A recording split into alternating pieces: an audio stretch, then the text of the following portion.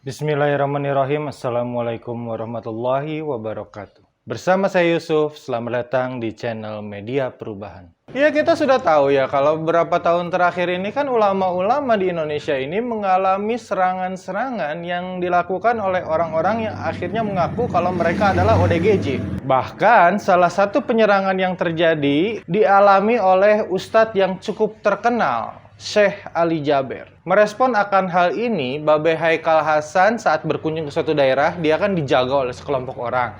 Nah, akhirnya dia memutuskan untuk membuat video ini. Ya, kita simak terlebih dahulu videonya. Assalamualaikum warahmatullahi wabarakatuh. Sahabat dimanapun Anda berada, berulang kali ulama, ustadz, kiai, habib, ada yang ditendang, ada yang ditusuk, ada yang ditembak, ada yang dikeroyok, ada yang disakiti. Insya Allah ini bagian daripada ikhtiar. Al-Fakir Haikal sedang berada di Pontianak. Alhamdulillah yang jaga ini luar biasa ini. Luar biasa yang jaga ini adalah orang-orang yang berikhtiar untuk menjaga para alim ulama. Anda bukan ulama, Anda cuma lagi mau dijagain. Asik. Insya Allah. Kenapa? Karena di setiap daerah harus ada yang seperti ini. Apa namanya? Bodyguard ulama. Otot kawat tulang besi. Cinta sholawat, senang mengaji. Takbir.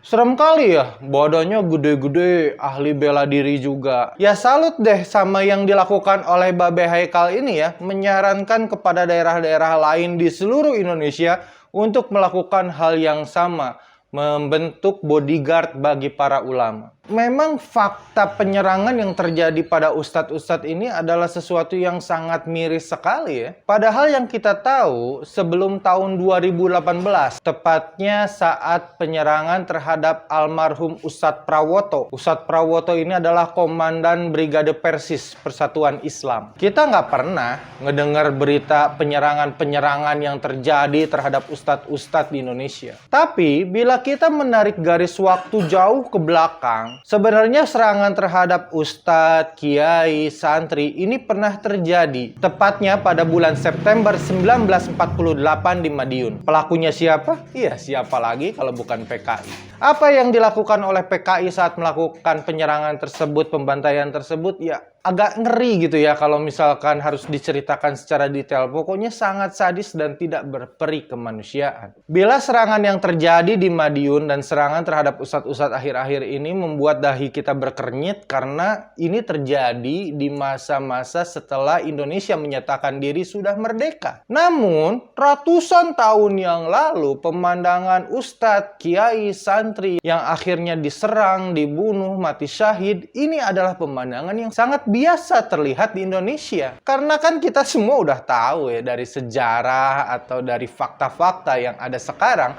Indonesia ini adalah negara yang seksi. Jadi, sejak zaman dahulu kala, sejak ratusan tahun yang lalu, orang-orang asing ini selalu datang ke Indonesia berebut sumber daya alam yang ada di Indonesia. Mereka ingin memerah habis seluruh potensi kekayaan yang ada di Indonesia. Yang akhirnya dengan berbekal hukum fardu ain untuk membela negara kita, para santri, ustadz, dan kiai ini maju untuk menghadapi bangsa asing yang datang ke negara kita. Mulai dari Pangeran Diponegoro dan juga Hasyim Asy'ari, mereka semua adalah tulang punggung perjuangan bangsa Indonesia. Sehingga dengan fakta ini kita bisa menyimpulkan kalau para ustadz, kiai, dan santri di masa lalu bukanlah sekedar orang-orang yang bisa mempertahankan diri, bisa membela diri, tapi juga mereka mempunyai kemampuan yang mumpuni untuk berperang. Sosok yang kuat, jago bertarung, jago berperang, ini adalah identitas yang dimiliki oleh umat Islam di masa lalu. Dan seharusnya juga dimiliki oleh umat Islam di masa sekarang. Karena kita lihat bagaimana para sahabat di zaman Rasulullah ini merupakan sosok-sosok yang sangat kuat. Kita lihat salah satu contohnya Ali bin Abi Thalib. Ali bin Abi Thalib adalah seseorang yang bisa membanting seekor kuda dengan tangan kosong. Lalu ada sosok Zubair bin Awam yang kekuatannya ditaksir setara dengan kekuatan 1000 orang. Lalu coba bayangkan betapa kuatnya sosok yang paling perkasa, yang paling kuat di antara para sahabat, Umar bin Khattab. Yang nggak paling kuatnya ya udah sekuat itu gitu loh. Dan kalau kita lihat sosok Rasulullah SAW, maka kita akan melihat kalau Rasulullah ini bukan orang yang lemah. Pernah sewaktu-waktu Rasulullah SAW ditantang bergulat oleh salah seorang penggembala yang badannya gede, jauh lebih besar daripada Rasulullah.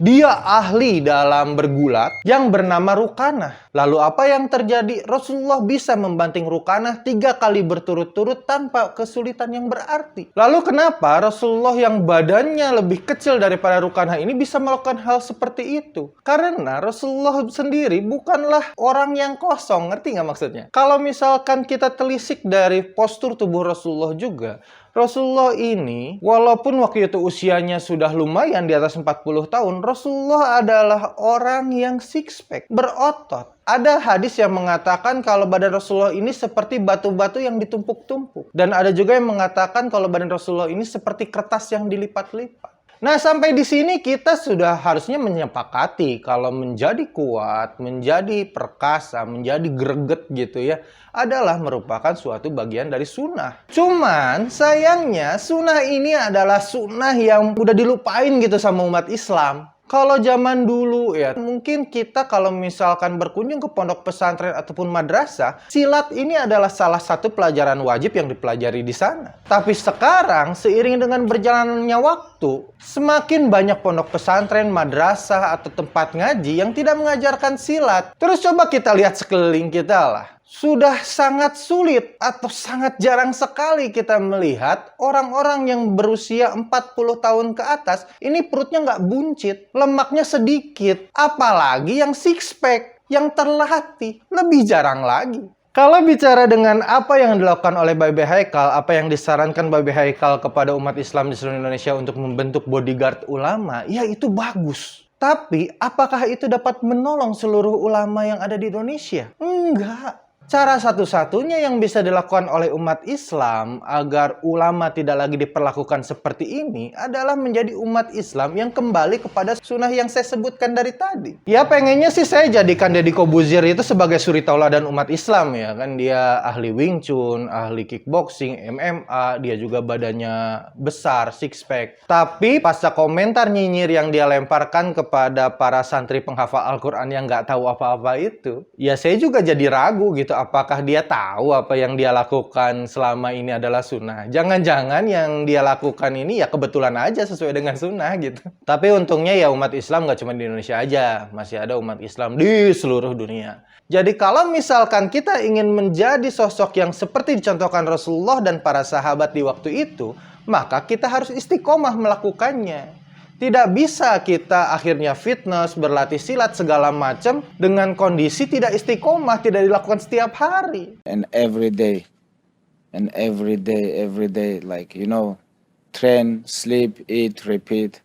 Berlatih, makan, tidur, ulangi. Berlatih, makan, tidur, ulangi. Berlatih, makan, tidur, ulangi. Itu yang dilakukan oleh seorang Habib hingga dia memutuskan untuk pensiun kemari. Dan ingat, menjadi kuat bukan cuma tugas laki-laki. Perempuan juga bisa menjadi sosok yang lebih kuat, yang lebih greget, seperti yang dicontohkan oleh ukhti yang satu ini. Jadi, daripada kita sekarang menghabiskan seluruh energi kita untuk mencari tahu siapa dalang di balik penyerangan ini yang pasti akan sangat sulit untuk diungkap. Daripada kita menghabiskan suara kita untuk meminta penegak hukum memberikan hukuman yang berat kepada penyerang-penyerang ulama ini yang akhirnya bersembunyi kepada alibi ketidakwarasan, menurut saya lebih baik kita fokus pada perbaikan diri kita masing-masing sebagai umat Islam. Ayolah sekarang, bagi yang merasa perutnya belum rata, bagi yang merasa bela dirinya tidak terasa, bagi yang merasa jarang berolahraga, ayolah kita berubah. Kita tekadkan mulai hari ini kita semua serempak nih